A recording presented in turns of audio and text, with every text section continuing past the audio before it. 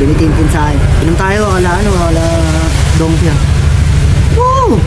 Baka di ka payagan. Di mo na ako iuwi.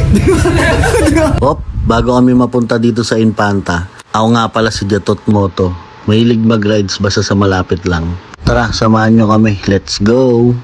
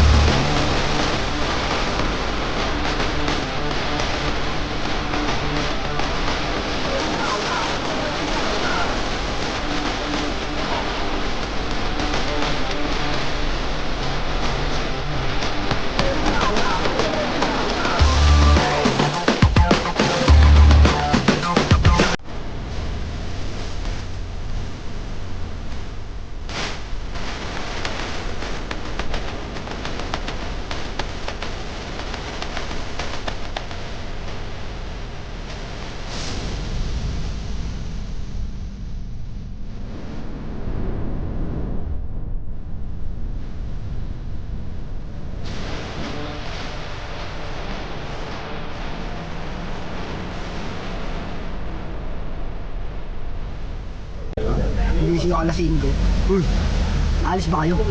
Sabi ko, alarm naman ako ah. Hindi pa tumutunog yung alarm ko, ginigising mo na ako. Tulog ulit ako. May ayaw, nag-chat ka. Sabi niya, uy, nag-chat na si Tintin.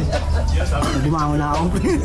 Ginising ka alas 5. Oo, hindi kasi baka nga naman, pag-aantayin mo na naman sila. Pang messenger lang. Pagbukas ko anong date tumatawag na agad ko eh.